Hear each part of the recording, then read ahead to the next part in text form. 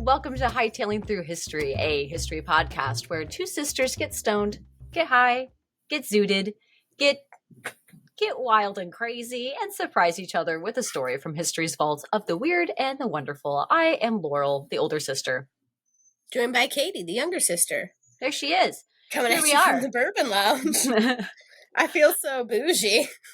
I know, Katie's got a new location for recording now. Yeah, I'm commandeering it. Well, it looks great. I mean, you've got your Mister's Fast Bourbon collection behind you. And that's not even all of it. That's the amazing thing. So. That's, amazing. Sad is another word for it. No. He's got his hobbies. We've got ours, you know. It's good seeing you 2 days in a row, Katie. Yesterday was Mother's Day, so we all got to hang out together. Yeah, even I got a flower, dude. I know, yeah. Flowers all around. My little boy was like, Happy Mother's Day, Katie. We had a good sportsing day yesterday together. That was fun. We took our mom we took her out to the ball game. We could make a whole song of this. We took her out to the ball game. We took her out with the crowd. We bought her some peanuts, not Cracker Jacks. Blake drank his beer out of a baseball bat, and we root for the Brewers. They didn't win. It was a shame. Fuck yeah. No, yes.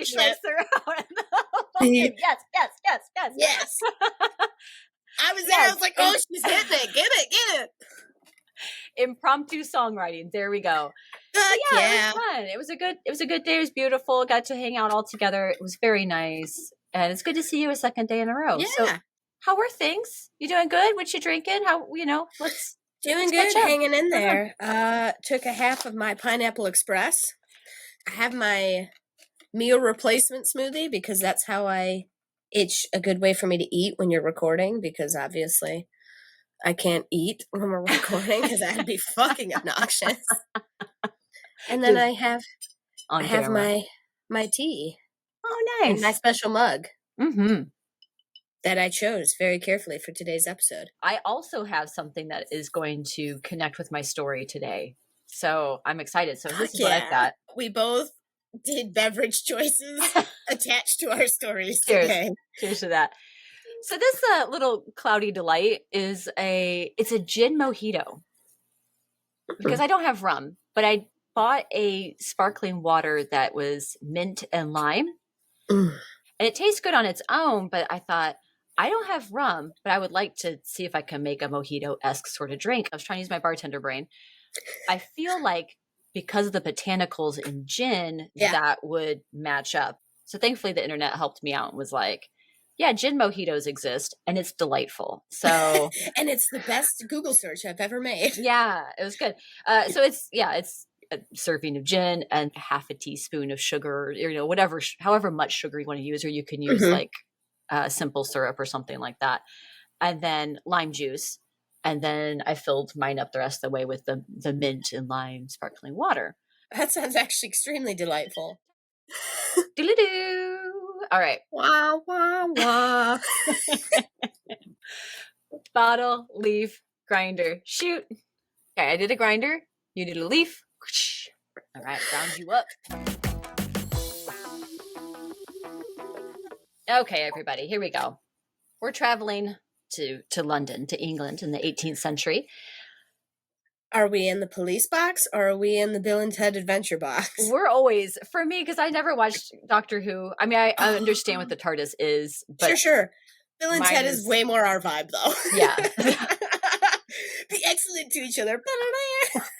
Socrates. All we are is dust in the wind. Yeah.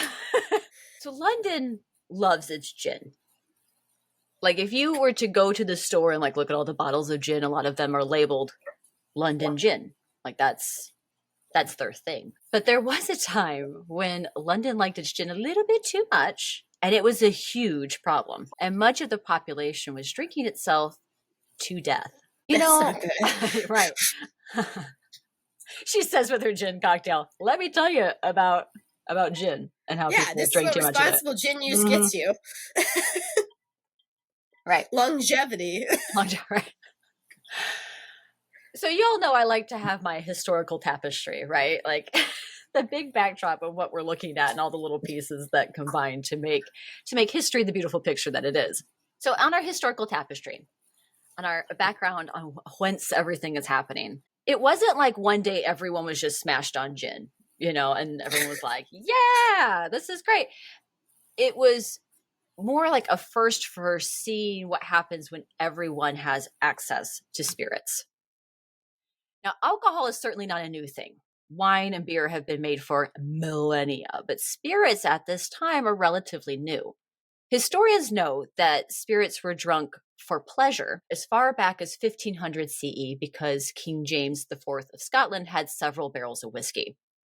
And we know, we're like, oh, well, he had this whiskey because he liked drinking it, not what just... What a proper man's drink as well. Like, that's just, you said it was whiskey. I was like, oh yeah, it was. Yes, it was. Yeah, definitely some whiskey up there. But he was a king. He's a little bit important. He had the money to have barrels of whiskey. Only the very wealthy were able to afford spirits to keep on hand and drink for fun.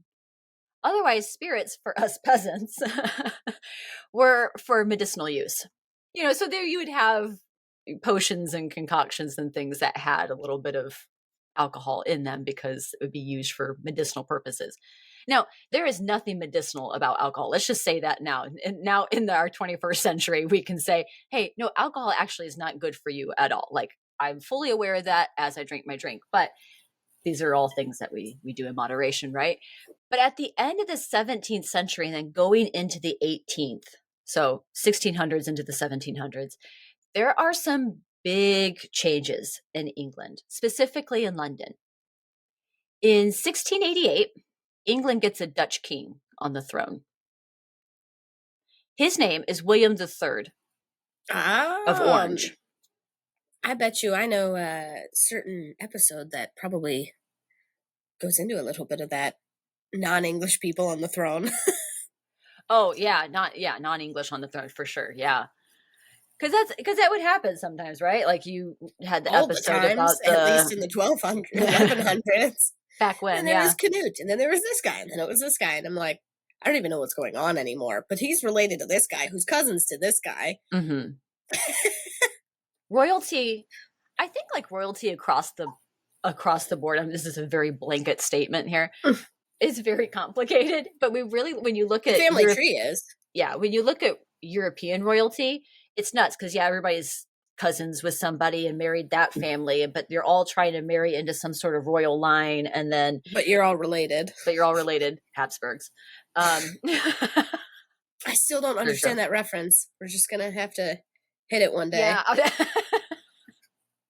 No, just that they're just so inbred, and, and it actually, it was called the Habsburg jaw. It was their jaw. They got like this like underbite thing. So you'll see some pictures of portraits of the Habsburgs, which was a German family. Yes, Austrian, German. Shoot, I should know these things. Anyway, I don't like royalty. Is not like my thing to keep track of.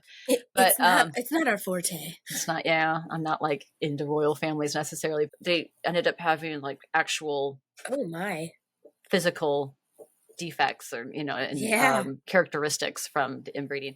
Same thing happened with Queen Victoria and all of that line. There's a blood, what was it called, hema it's a blood disorder that because of that, and so you'll have a lot of people who have descended from those people, that line of the royal family, whatever their last names are. Like, it looks like the Habsburgs were kind of throughout Europe, actually. Yes, Germany, but think like Roman Empire Germany. Right. Okay. It's kind of more of what it was. Thank you. Yeah, absolutely. Thanks for bringing the history, because I'm just pulling out my back pocket. Well, no, I mean, you know what I'm talking about. You do, but like, just I can fill in the blank while you tell us about, the important part. Beautiful. This is why this is a team. Yes. There's no I in team, but there is help me, I'm stoned. I can't remember anything. So we get this Dutch king on the English throne, and his name is William III of Orange, because orange is the color of the Netherlands. So that checks out. But this is all part, and I'm not going to go into this. I mean, so if you're really like, wait, how did a Dutch king get on the English throne? It's called the Glorious Revolution. And so in case you're really curious about how that all went down, you can just do a little Wikipedia search on that one. You'll get the general idea, to be honest.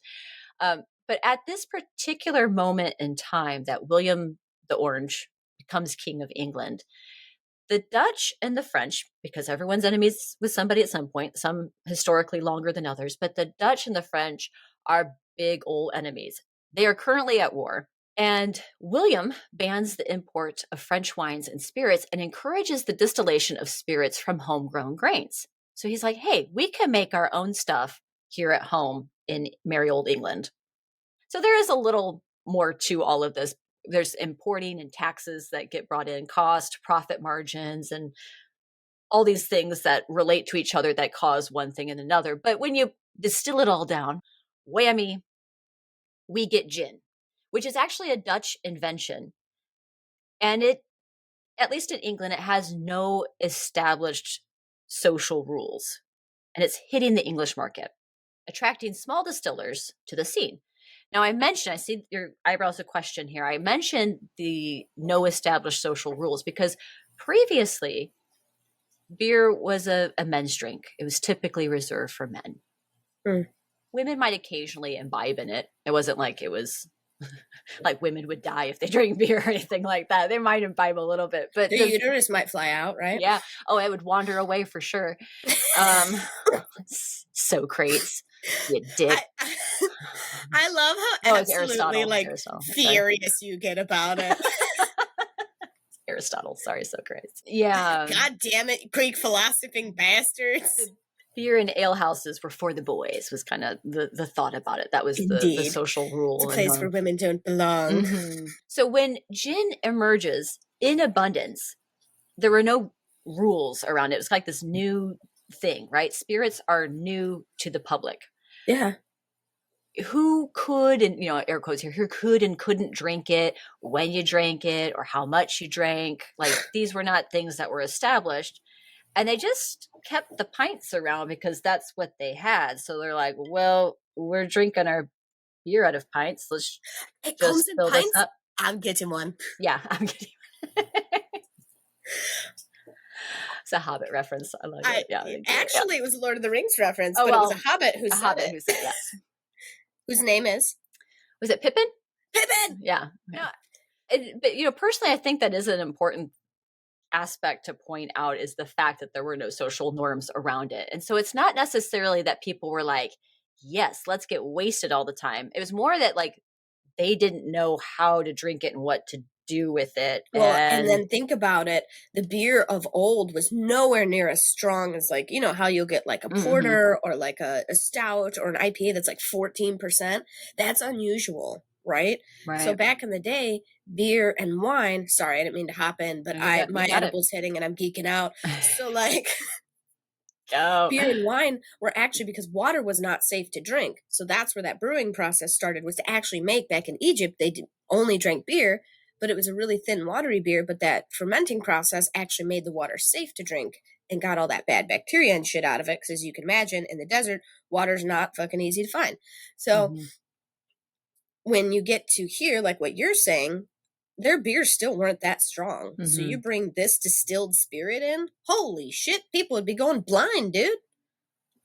Well, it's great that you understand where this is going to go because, it doesn't go well. But they just didn't know how to drink it and how to treat this. And they already had pints and they're like, well, we'll just drink it in what we know and use. And also, boy, howdy, it happens to be about twice as strong as gin is today in the 21st century. In the immortal words of the Eagles, are you with me so far?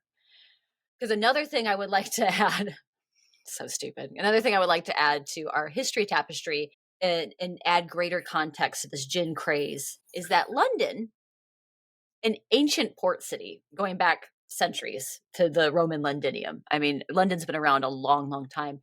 It gets a great period of urbanization at the turn of the 18th century. The population booms. People are coming to the city from the country expecting wealth and jobs. Victorian era, right? Pre-Victorian era, I think we're George. Okay. So you're going to do cocaine about stuff? Cool. Not yet. Oh, so it's coming. Victorians are in the 1800s, the 19th century, the 1800s. Okay. The 1700s, you can think like American Revolution, King George. I mean, that's later, but like American colonies and East India Company, trading company, like that sort of stuff. Like we are in Pirates like of the buckles Caribbean. on the shoes, wigs. Yeah. Yeah, that's sort of time. Yeah. Gotcha. You got it. Yeah. Whatever drives it home, baby. So London, the big city. And again, I think actually I just mentioned the East India Company, but I mean, they are bringing in all these goods. We are at colonialism, right? British imperialism, colonialism. They've got colonies. They're bringing in the spices and the teas and the silks and the this and the that. And there's all this wealth that would be coming to the city, or that's what's assumed. But what people are finding when they get to the city is that there's a lot of mud. It's filthy and dirty. And there are a lot of people with no jobs. Yeah. So they're all coming and being like, yes, this is where we're going to get rich and make our fortune, except there's nothing there to help them do such a thing. Because you're pre-industrial revolution. Mm-hmm. Yeah. So yes, you don't have the factories and stuff like you did. Right. Well, you will. You will soon, yeah, but not yet. London's population at this time now is 600,000 people, so a little over 500,000 in the city. For people coming from these smaller towns and villages, the social constraints of the small town are shed. Like I think this happens in like rom-com movies. She's like small town girl going to LA. She's gonna follow her dreams and be an actress on the big stage, or New York or whatever. And you get there and there's like the shock of like, oh, but also being in a big city, there's a certain amount of anonymity there where like not everybody's in your shit like they were in your small village. Whereas you go into a city, there's nobody a lot of people there and not everybody knows your name. It's small town, going to a big city. There's no jobs, a lot of people, but hey, there's a lot of gin. And along with that, you also don't have the helping hand of your village and all the people around you that know you, who like the local church would be like, oh, you've fallen on hard times. Let's all raise some money and give you a basket of food, things like that. Yeah, the miller's wife is sick. They need help. So, people bake dinner or whatever and bring it over so the family's fed. Yeah. Right. That's the advantage to having a village, right? Mm-hmm. So there's none of that in London. So here we go. Let's recap our tapestry. Recap the tap. Dutch king on the English throne. He says no to French booze. And cheap gin hits the population of London, which very soon after this, so the gin comes first, and then after that, there's this boom of urbanization at that same sort of time period, that time range. And they have a population boom, a period of urbanization. There's a lot of people in the city, no jobs, everything's dirty, probably smells terrible, lots of gin, and it is a lucrative trade for those who participate in it. So there's not the riches and the gold from around the world. So there's not a city of riches, but if you want to sell gin, you can make some money off of it. Again, because there's not really a lot of social rules attached to it, women got involved. And in fact, a third of the gin sellers were women. So it was kind of like this nice thing for women to be like, hey, I'm going to run a gin business. And I'm like, yeah, sister, you do it. The Gin Act of 1736 makes this draconian attempt to rein in the chaos of all these distillers, right? So there's nothing regulated. It's not like today where there's like, you have to get there's a certain level of regulation. There's licensed distillers and brewers and stuff like that. It's not like the Wild West necessarily. No, but also they have to make sure you're not putting like poison and shit in it. Like it is, yes, it is looked at. Yeah, and that was something that American was happening. Government. Mm-hmm. Pointed look at the American government. But this was episode whatever that was.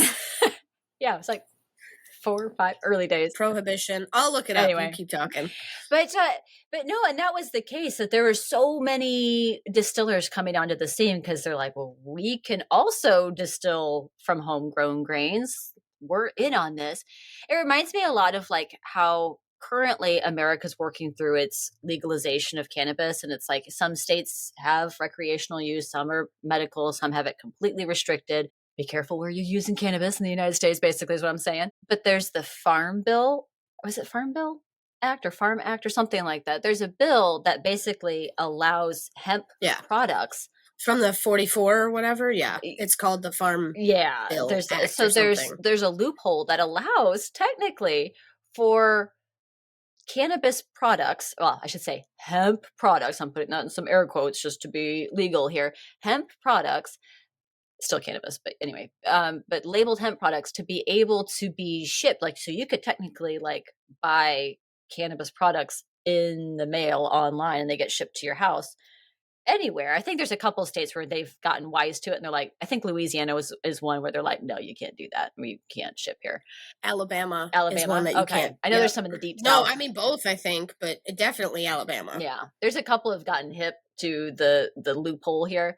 But that's very similar to kind of what's going on, is how I was thinking of it as I was writing through this. So the Gin Act of 1736 taxes the absolute dickens out of distilled spirits, and it makes the sale of gin in quantities under 2 gallons illegal. So no small batch distillations or gin, that you can be selling.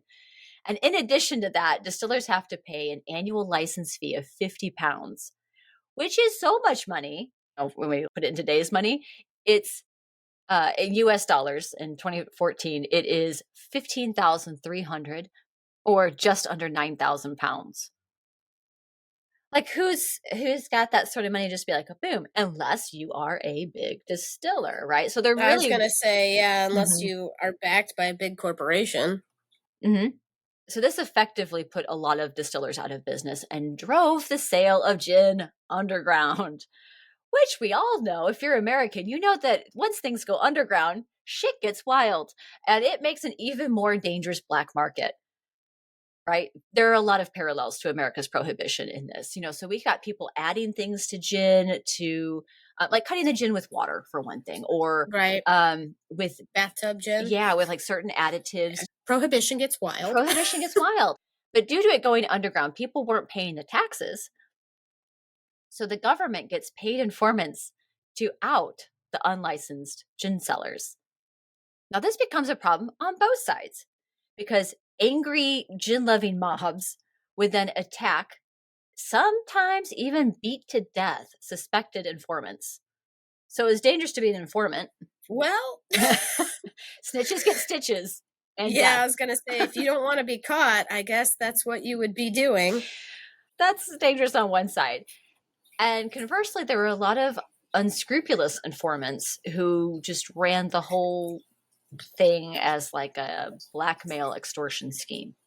Basically, pay me or else I'm turning you in. Yeah. So it didn't go great. And when people go underground, this is my favorite part personally. When they go underground, they get creative in the ways that they have to hide their shenanigans. Enter Mechanical Cat, stage left. It's called the Puss and Mew machine. So a gin seller would find a window nowhere near the building's front door. So it's down a little alleyway or something. The window would be boarded up with a wooden cat. So if you're looking, I'll put the picture up here for you guys so you can see. But if you're thinking of a window, here we go. Here's our window shape. There are the board planks. And then also, in addition to the planks of wood, there's a little wooden cat, like, I don't know, embossed or whatever, like a wooden cat on the front.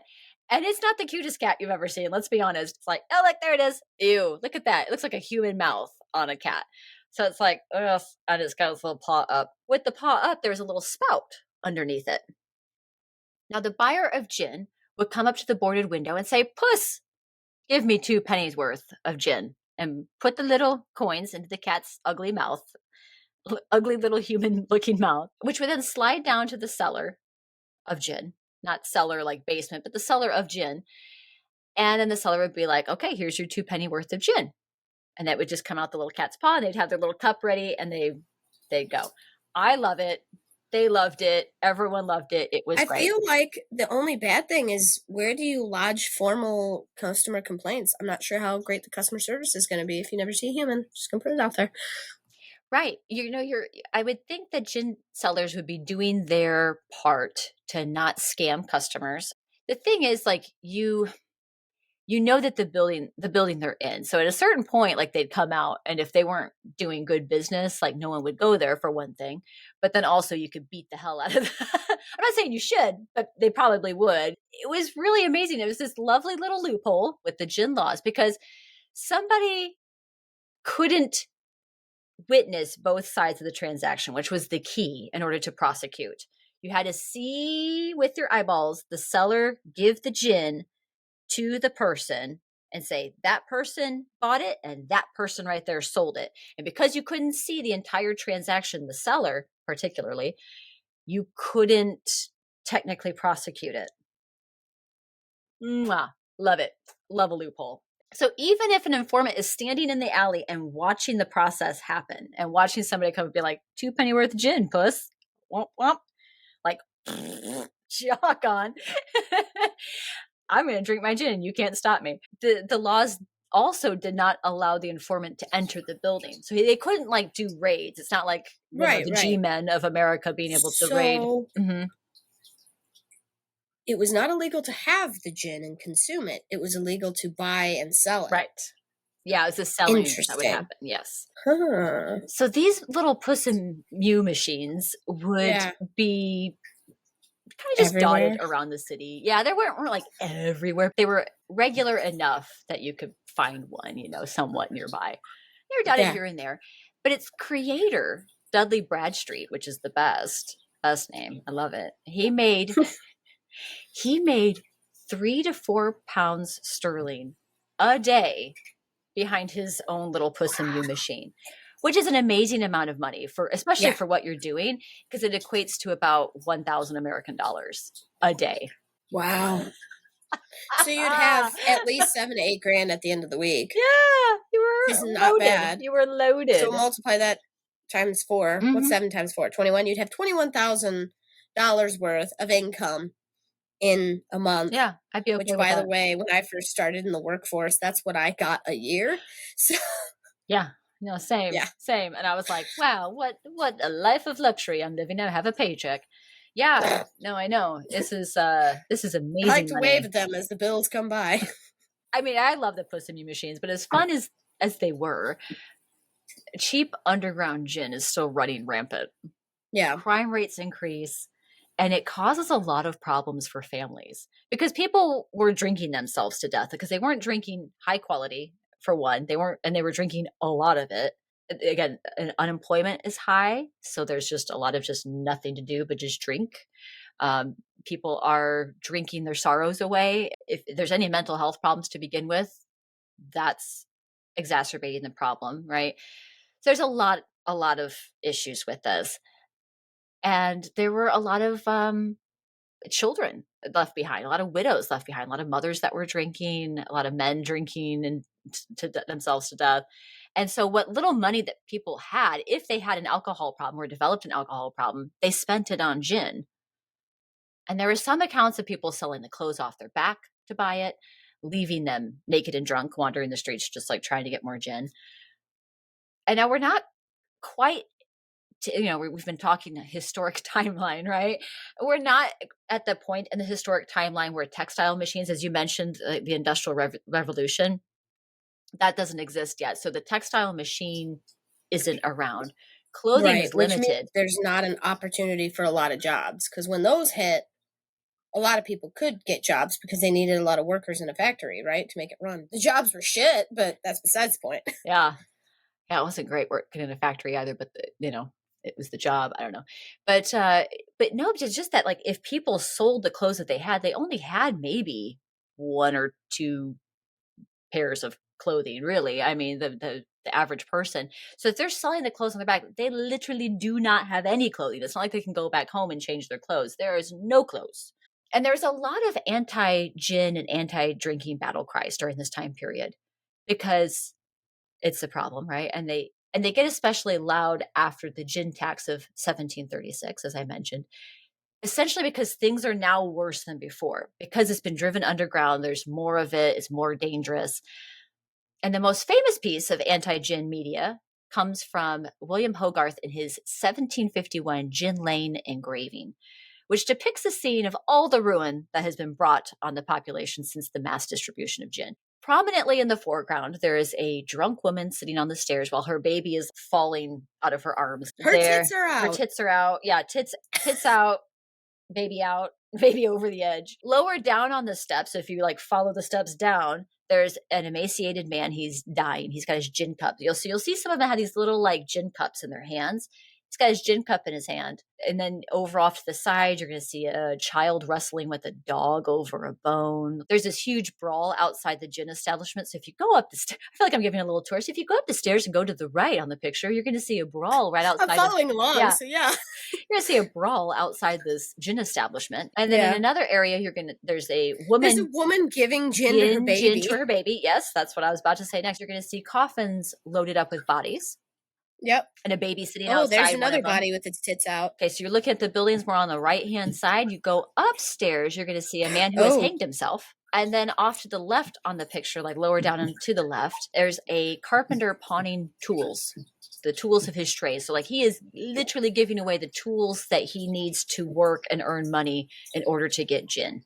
The picture, you're going to, as you look at it, it's like a Where's Waldo of terrible things. It's pure chaos and ruin, and that's because of gin. And the same year that engraving was released, 1751, the government passes the second Gin Act of 1751 to be precise. No way. Which I know, right?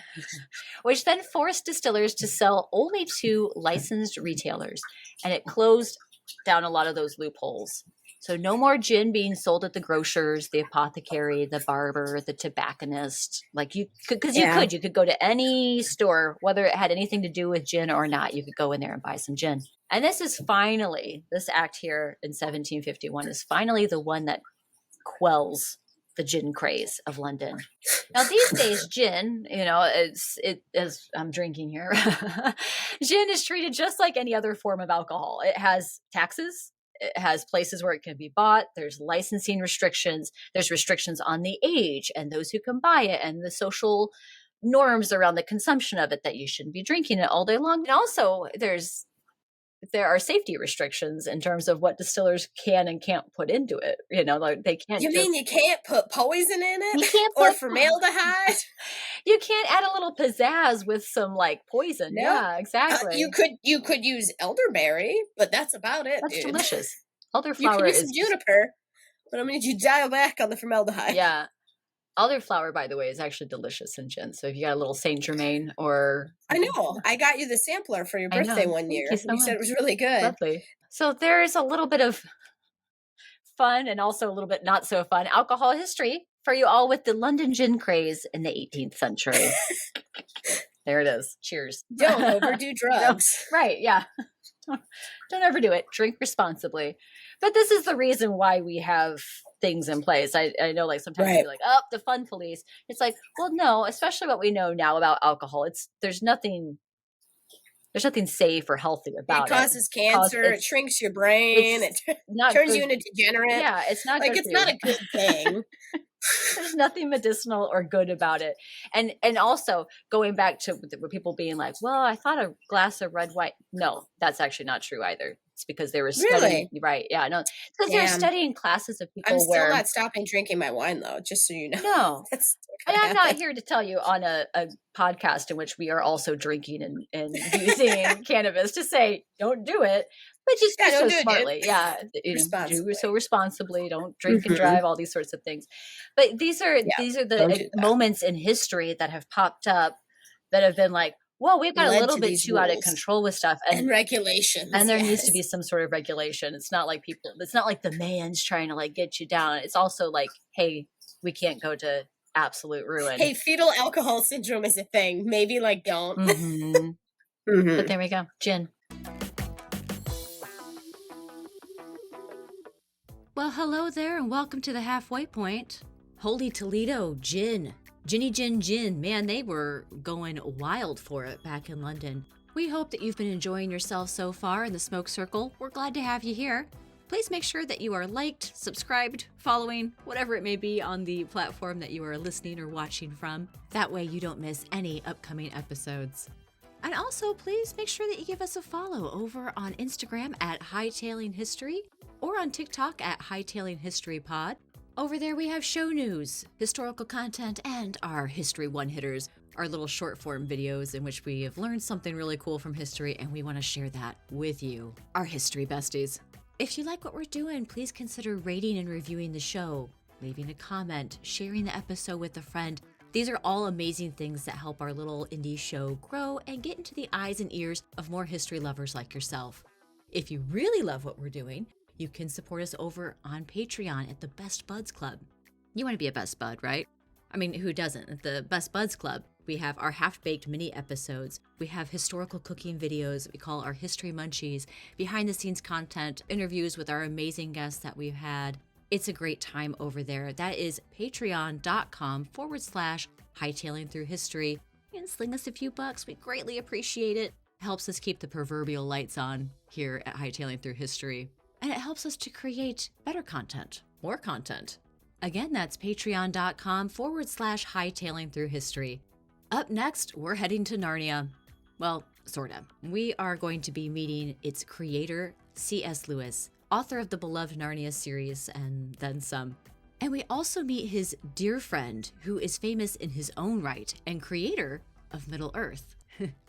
Katie has C.S. Lewis up next. So with that, let's puff pass it on to part 2. So here we go. I've labeled this episode, just so you know, Laurel, I called it Friendship Magic Part 1. So, listeners, that's like 10 pennies.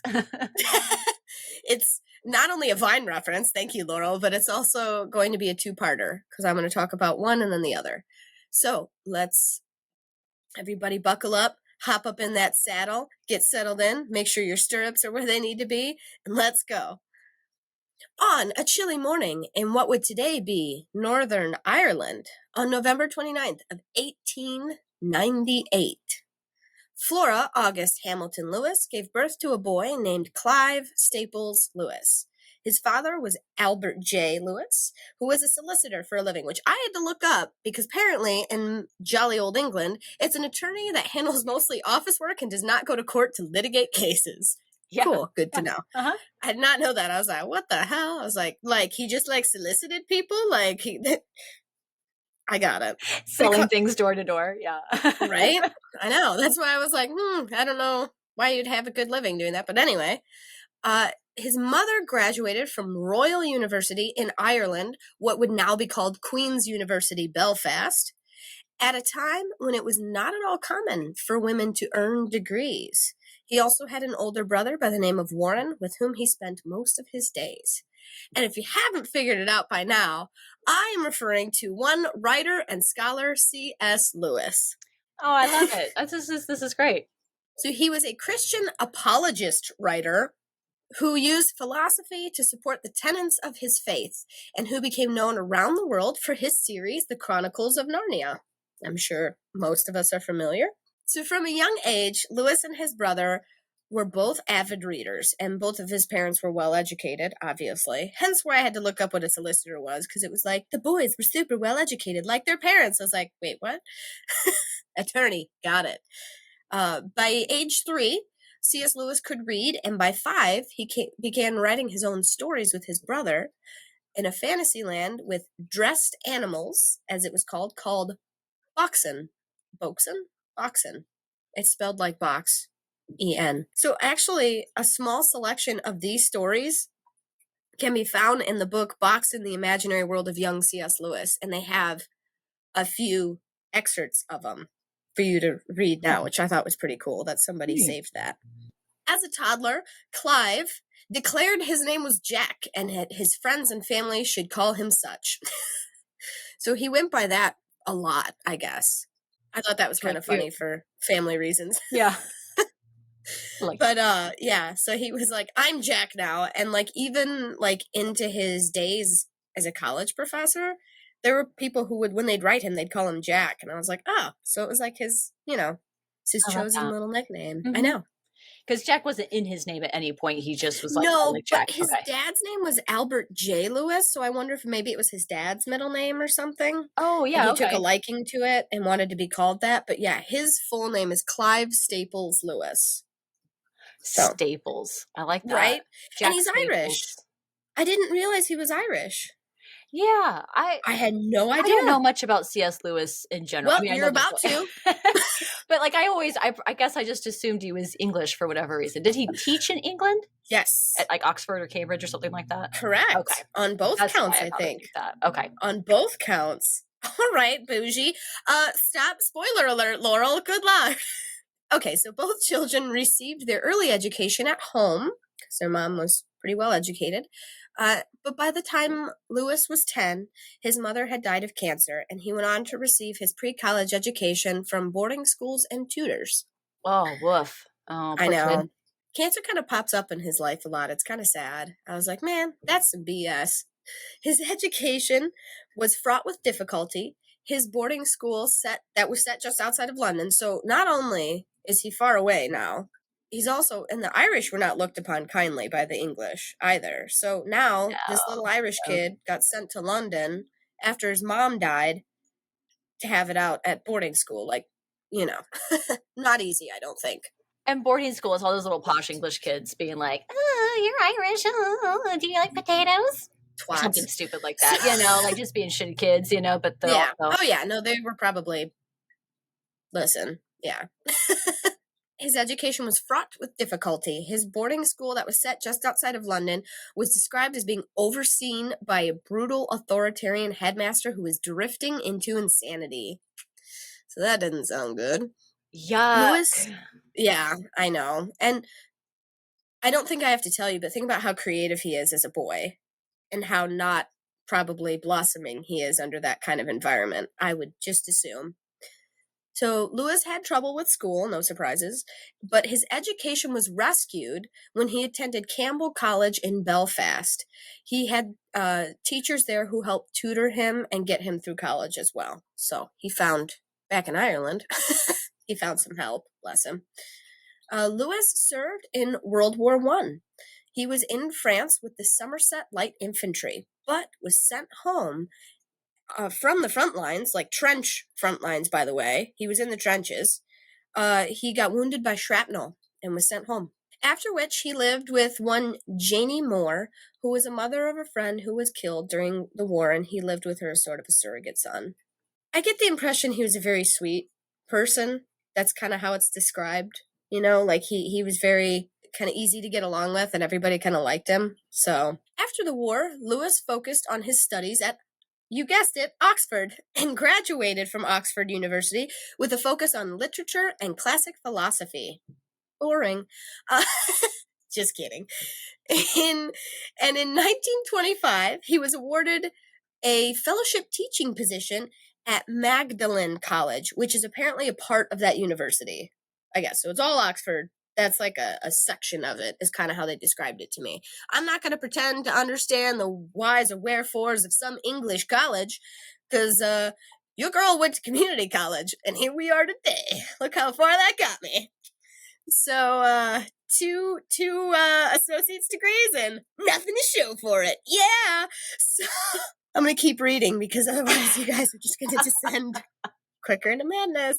Okay, so while he's at Oxford, or his section of it, we're just going to call it Oxford because some of us need to keep it easy to remember. While he was there, he joined a group known as the Inklings. So ink like pen and ink.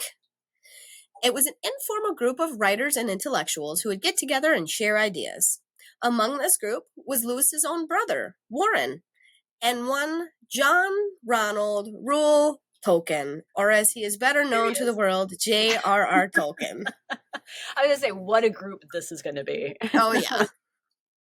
They initially met in 1926. Yes, I will force Lord of the Rings in everywhere, by the way, dear listener. It's just going to happen. You're just going to have to accept it. So Lewis and Tolkien initially met in 1926 at a faculty meeting, and Lewis noted with some apprehension in his diary that Tolkien was a smooth, pale, fluent little chap, and there was no harm in him, only needs a smack or so. However, these two would soon discover how like-minded they were. They each had an interest in language, poetry, myth, and storytelling. Both avoided contemporary culture, They weren't super into that. Like in the modern times, right? They preferred to live more in like the medieval ages, as they say. They had no interest in cars or learning how to drive. And for the most part, they ignored politics and news. I kind of am imagining them to be like the kids who play Magic the Gathering. Yeah, same. Exactly. I was like, these guys were just DMs, dude, who like met up and were the original DMs of Narnia and Middle Earth. Like, come on, like, can we even go there? Like, this is Dungeons and Dragons before Dungeons and Dragons. Like, everything from this point on, any fantasy, anything, will forever be compared to these two giants who made this world that all of us, I'm sure many of us have. It's a safe space for those of us. When life gets hard, I can go hang out with Gimli and Aragorn and Legolas, or the Pevensies and Aslan and Mr. Tumnus. And like, these are places that are fucking sacred to a lot of us. So yeah, they're the original DMs, dude. But like the fact that these two were friends, and the fact that I grew up on both of these. I actually read Lord of the Rings later than Narnia, but I mean, and I'm sure Laurel, I'm sure you grew up on it too, but like anything after their contribution to the world, everything will be compared to that, because it just doesn't get better than the OG, right? That's where we're at. Yeah, and I don't mean that as any sort of knock, but I immediately oh no, they're totally the original DMs. Like the people, the guys, the boys that are like going to the Renaissance fair, and they say like, "How do you do, my lady?" It's you know, and like massive history nerds. Yeah, and they're just really fucking are. Just pining for an earlier time where they're not like newfangled gadgets like cars and things like that. Honestly, like, I can't tell you. I've never related to somebody so hard in my life. When I was reading this, I was like, oh my God. I was like, all of us nerds are the same. We're all cut from the same nerdy little cloth. That's exactly how that comes across. I agree with you. They definitely original, like, Dungeons and Dragons magic nerd, whatever, where they would sit in the corner in the college in their own little club and stuff. It's exactly what I thought of. The Inklings, they are a nerd group for sure. Oh yeah, absolutely. Again, they had a lot in common. They were very drawn to each other after they kind of spent a little bit of time together. They were each other's first audience in their early days as novelists. Tolkien later wrote, "The unpayable debt that I owed to him was not influence, but sheer encouragement. He was for long my only audience." So it's a very emotional story, by the way, as we're getting into this part, so just hang in there. The two became fast friends, as you can imagine, because they have everything in common. While Lewis was established in the literary section, like of the English faculty, Tolkien was steadfast. This is important, steadfastly on the linguistics and history of language. Fun fact, Tolkien hated most literature and found little use for anything penned after the medieval era. Together, they even helped revise the English syllabus of Oxford College at the time. And for the first time in Oxford College, a dialogue was open between the philology, not philosophy, philology, whatever that is. It's a thing. I put it in Google. And the literature camps of the facility. So, like, they finally kind of had, like, a connection where they could sync up learning. It's kind of, I got it for you. Cool, thanks. Philology, the branch of knowledge that deals with the structure, historical development, and the relationships of language. Yeah, which totally makes sense with Tolkien, right? You know, that was his favorite thing. He only wrote like 4 of them. Dude, if you ever look at like his world building, it's insane. Nobody's ever done it like him since. I'm just gonna put that out there. Everything that has come after him is an interpretation. Which there's nothing wrong with that. So anyway, Tolkien hated literature, had little use for it. They revised the English syllabus together, and it opened up kind of a line of communication between those two sides of that same coin, right? The literature side, that philology, what you said, the structure, history, and makeup of the language, and then the actual literature that we're studying. Honestly, my nerd heaven is like just, like I was like, yeah, I would read that syllabus. Dork. Just reading the syllabus. That's all you want to do. I just want to read the syllabus. Can I just read what we're going to learn? By Tolkien and Lewis. My God. And so that's still used today at Oxford? No, I don't think so. Oh, okay. It Or just it kind of just was said like that one of the they were the steps. first to redo it and Okay. kind of link their two areas of expertise together. So that was really the first time that happened at Oxford. But of course, because they were friends, so they would share ideas and stuff like that, which the students could only benefit from, in my opinion. So not only were they drawn to each other intellectually, but the relationship had a deep emotional depth as well. If I start crying, don't make fun of me. Both had seen war on the trenches of World War I. They had each suffered the loss of parents in childhood. Each shared hiding themselves in tales and creating make-believe spaces and engaged in what we would today call escapism. Lewis, interestingly enough, had deserted his faith in his early years as a teen and lived as an atheist throughout his 20s, which is ironic for anyone who's read the Chronicles of Narnia. You're like, that's definitely about Jesus. So he was an atheist through his 20s and then turned to theism, which is by around 1930. Before returning to and finally cementing his faith into Christianity with the help of none other but his close friend and devout Roman Catholic, J.R.R. Tolkien. Good old Tolkien. Come back to Jesus, brother. I didn't know he was Catholic. Oh yeah, Roman Catholic. I don't know why, but that's like one of the first few things I ever knew about him. And I think it's because I learned about Tolkien through reading C.S. Lewis. And someone always said, oh, you know those two, always arguing over something, because he was Catholic and he was this. And I was like, I don't know what that means, but okay. So C.S. Lewis, he began finally publishing his written works in the late 1930s and early 1940s. Just to name a couple big ones that if you've read C.S. Lewis, these are the ones you're going to know about because these are the ones that history talks about. And this is a history podcast. Buckle up. The Pilgrim's Regress, an allegorical apology for Christianity, reason, and romanticism. What? 1933. Out of Silent Planet in 1938, which was a big one. That one was one that a lot of people, it was sci-fi from what I understood when I was reading about kind of like a little summary on it, and that it was kind of a big deal in the sci-fi community. Interesting. Okay. I mean, I don't know that much about. Neither do I. Yeah. I didn't know any of these except the Chronicles of Narnia. Okay, same. I knew like one, which is this next one called The Screw Tape Letters in 1942. Yeah. That's the only other one I knew.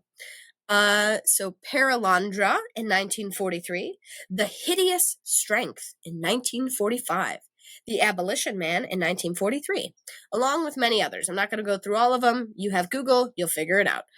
So Oxford embraced Lewis and all of his work. However, the same kind of warm reception never came for the institution's other silent literary genius. Even today, Oxford seems uncertain just how to remember Tolkien's contributions, and only a faint trace of his days remain for those who wish to go visit. That seems weird. I don't know about that. I mean, I'm not saying you're wrong. I'm not saying like you're bringing untruths to the show or anything. I'm just like, I don't know. It's injustice. I agree. New Zealand has more warmly accepted Tolkien and all of his contributions to history, more so than Oxford, where he wrote the shit. So explain that to me, Oxford. Yeah, Oxford.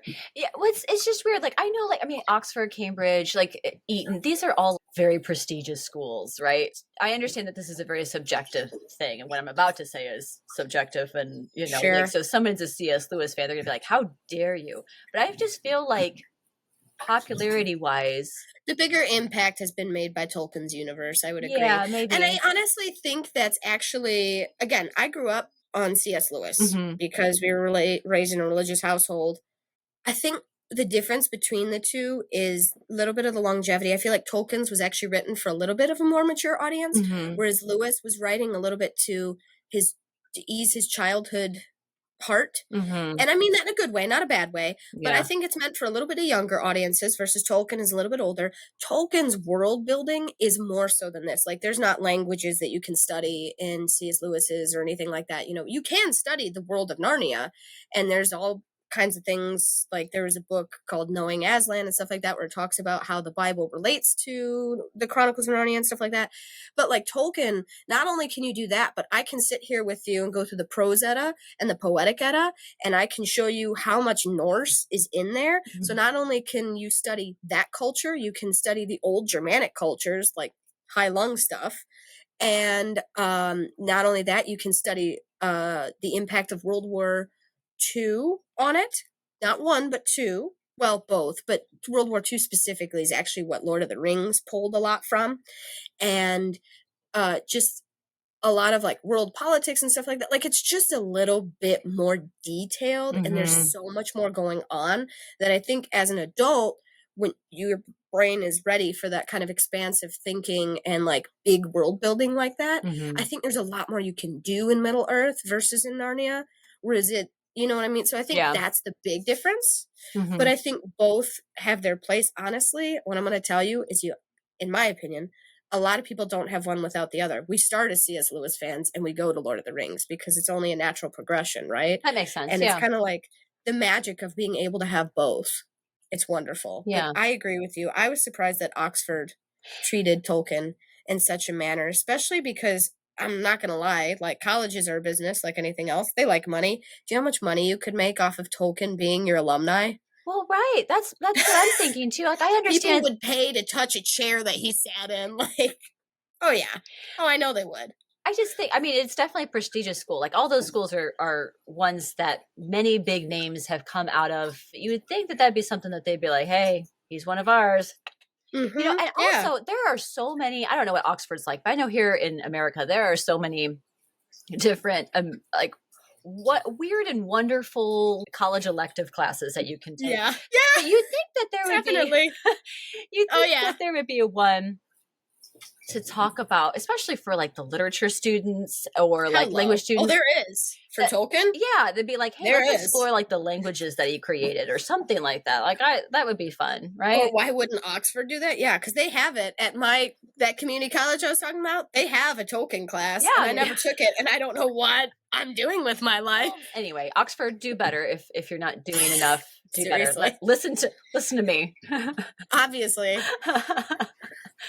And resume. I'm sorry. I do resume. Never apologize. It's okay. For Lewis and his contributions, they were more widely accepted than Tolkien's.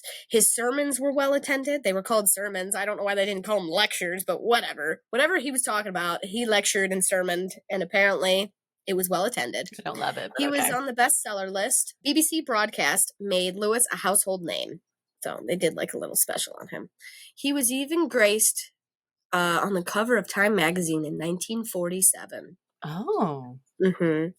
By the time of the first installment in his Chronicles of Narnia, The Lion, the Witch, and the Wardrobe was released in 1950, sadly, their fellowship had come to an end, along with a few other contributing factors that had eclipsed their friendship as well. Lewis married his wife, Joy Davidman Gresham, in 1956, later on in life, in a secret civil ceremony that they had to do real quick to allow her to stay in England because she was an American. She'd recently gotten divorced, and they were going to ship her back off to the States, the colonies as they called us over then. Not at that time. No, but it was a joke. Oh, it was a joke. Anyway. Right. They were throwing tea and shade, Laurel, tea and shade, Boston tea and shade. So sadly, 6 months after that, she was diagnosed with advanced cancer. They had a proper wedding. I know. Hang in there. Okay. They had a proper wedding reception on March of 1957 where they married by an Anglican priest. Mm-hmm. Like angle is an angle. Anglican. Yep. Cool. Mm-hmm. Yeah. You got it. So in what would later be called a miracle, her cancer actually went into a period of remission, allowing them several years of happiness together until the cancer returned and she died in July of 1960. I know. I know. It's only going to get worse. I mean, I hate it, but I love that like there was something there still. Listen, we're all going to go at some point. Right. Yes, I would rather have more time than none. Yeah. You know, 6 months versus 3 years, I'll fucking take it. Yeah. So under a new penned name, N.W. Clerk, as in like store clerk, Lewis. So N.W. Clerk Lewis. He published A Grief Observed in 1961. I'm going to get through this. Don't worry. In which he poured out his sorrow and spiritual doubt and outlined the stages he went through in his grief process. The story of their relationship was fictionalized in Shadowlands, a 1985 made-for-television movie, which later was revised in 1989 and for the stage, so like a theater adaptation. And again into filming later, starring Anthony Hopkins and Deborah Winger. So Anthony plays C.S. Lewis in that. And that was Shadowlands, I believe it was called, for all those of you interested, if you wanted to look at that. But the story of their relationship was fictionalized, so it's not the true relationship, how they met and all that, so important to know. In the summer of 1963, he retired from his post at Cambridge, because he went to work at Cambridge. You nailed it. And that's where he met his wife, and they were pen pals, but she was married to someone else at the time. But then they went through the divorce and blah, blah, blah. So I just want to clarify something real quick. So he was a student at Oxford, that he also taught there and worked there. Yes. Okay. And then he's now working. That's where he and Tolkien met, is when they were both in the faculty at Oxford. And then in the 50s is later when he, I believe, left for Cambridge, met his wife and all that, and their friendship had ended at that point. Wow. I mean, could you imagine? I mean, you don't know who your how cool your professor is until, you know what I mean? But I know the students that's sitting in C.S. Lewis's class or Tolkien's class, and you're like, yeah, that's my teacher, right? Right? Could you even imagine? That'd be so cool. He was my professor when I was in school. No. Right? That's cool. That would be so cool. And I feel like because they were both, for those of you that don't know, IQ is actually measured on creativity, not on your ability to regurgitate and store information. So an IQ test is based on creativity. So you take these two gentlemen of upstanding English/Irishness, gentlemanliness, and you pop in the fact that they had the most wild imaginations, beautifully wild imaginations. Can you imagine how much you would get from that, though? Because not only do they bring such passion and love for what they're doing, but the creativity they would approach it with as well. They probably would have been the best teachers ever. Oh my gosh. Give me a creative teacher all day long. So in the summer of 1963, he retired from his post at Cambridge after experiencing heart trouble. Sadly, this was just a few months before his death. You might want to get the Kleenex out. Upon hearing of his old comrade's death, Tolkien wrote to his daughter Priscilla and said, listen, I'll be fine. I got this. He said to her, so far I have felt the normal feelings of a man my age. Like an old tree that is losing all its leaves one by one.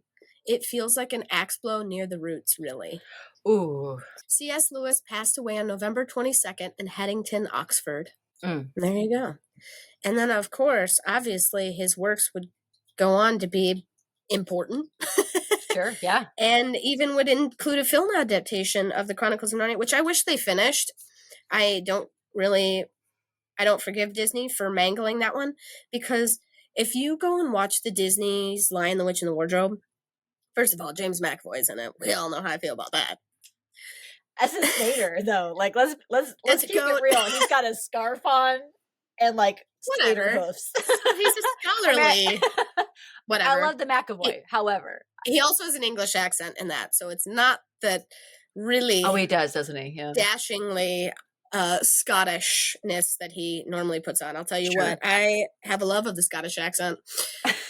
I thought Disney, especially in that first one, The Lion, the Witch, and the Wardrobe, they did it so well.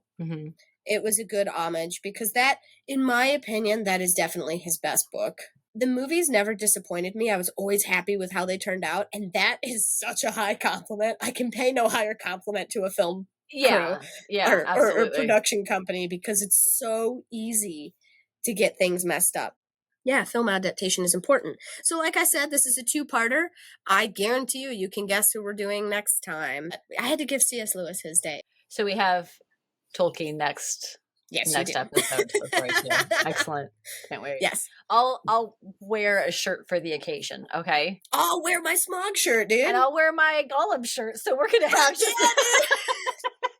I love that. The ugliest shirt. I mean, it is, y'all, you're going to see it. It's going to be Gollum's face here and just all his just Gollum-y glory. Oh, Smeagol. Just wispy hairs. Mine's Smog. Mine's majestic. Yours is hell. cool. Yeah, yours is cool as hell. So thank you, Mark. Smog gets a little stretched out though on my boobies, but you'll see him. He'll just be a little bit of a fat Smog. A little bit of a breast-shaped Smog. Breast-shaped Smog. That's it. That's where it ends. Can you name the episode that next week? Breast-shaped Smog. I'm really looking forward to it, and I hope you all are as well too. So that's the first time, maybe a few times that we've had a teaser of next week of like where you kind of know going into it, which is exciting. Very often. I just wanted to make sure everybody got their own episode. Yeah, no, I like that. Especially because they are two very brilliant authors in their own right. Mm-hmm. But they were also, what made them particularly special to me was their relationship. Like, because they were like friends. I think it's a very appropriate 2-part series. Thank you. I thought connected so. 2-part series. It had a lot of meaning to me. Yeah. So that's what you all get to listen to. Sorry. Absolutely. Well, I'm looking forward to doing it again in a couple of weeks. Come on back. Meantime, folks, get money, get high, give love, and have some tea with your local satyr. Bless him. Bye, everybody. Bye.